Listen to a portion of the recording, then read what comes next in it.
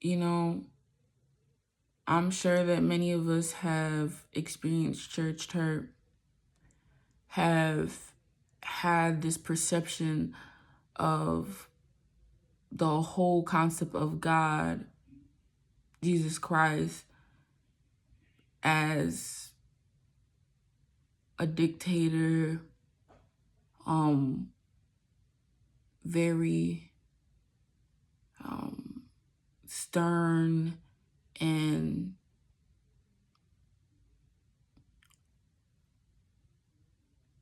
very strict and just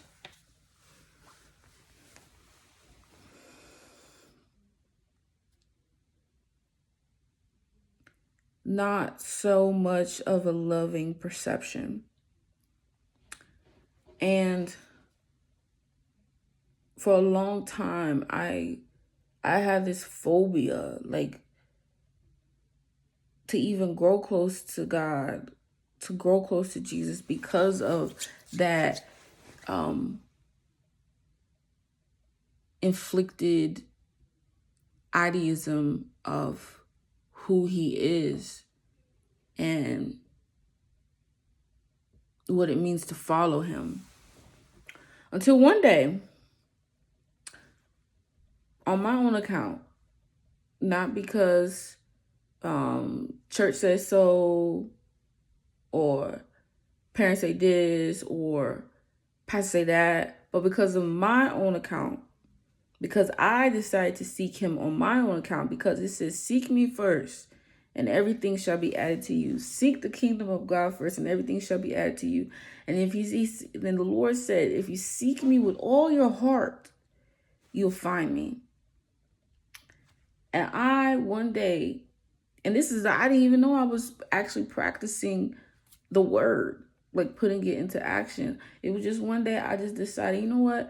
I'm going to go ahead and open the word and read it for my own self and wipe away all of the negative connotation or past perception that others may have inflicted on me through their wounds, or, you know, just lack of intimacy with Christ.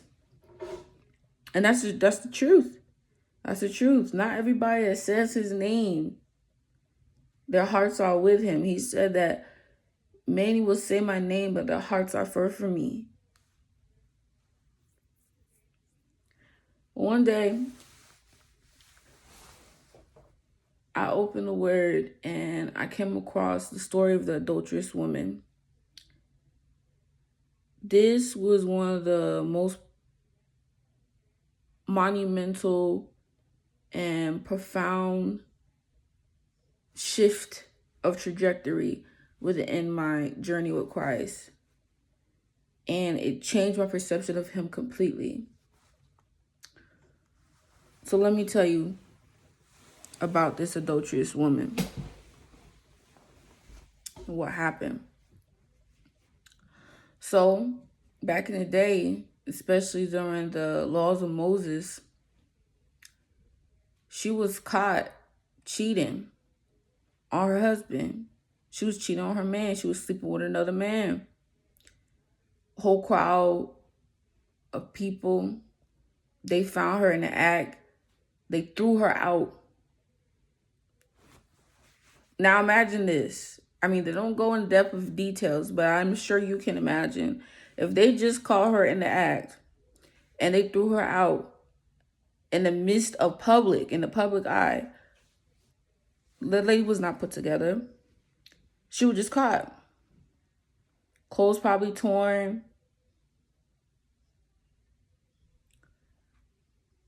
And she's just literally being shamed brutally in public. And they were just basically scorning her and saying, the law of Moses says that, one who is committed adultery should be stoned.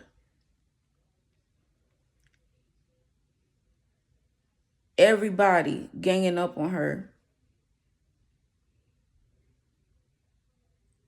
saying that she deserves to be stoned because that's according to the law. That's what the law says.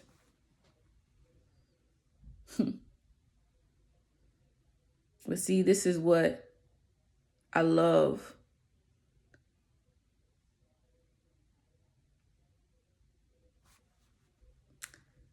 Jesus, he drew a line on the ground. And he simply said, he who is without sin, cast the first stone. Cast the first stone. He who is without sin, cast the first stone. Guess what happened? Everybody who was scorning that lady, bashing her, looking down on her, they stepped away. One by one, by one, by one. Gone. Poof. Where are they now? The accusers. Where are they now? The Pharisees looking down on her. Nowhere. But guess who was there? Who didn't cast the stone? Even though out of all of them had the right to cast the stone, because he was without sin. Jesus Christ. He kneeled down to her level.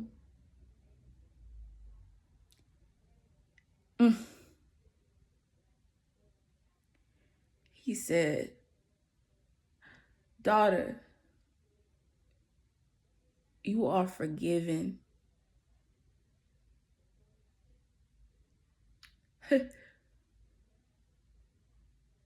Now go on.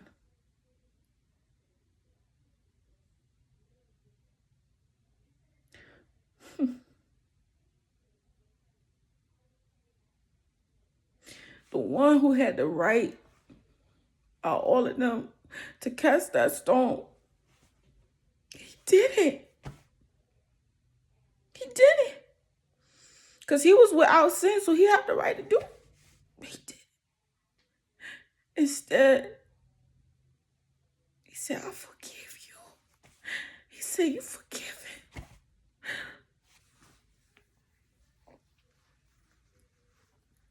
He comforted her.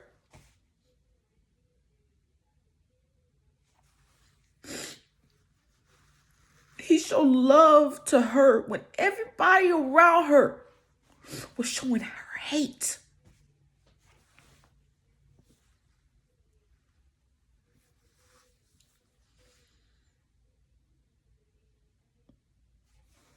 That's when I knew. And I discovered the love of Jesus Christ.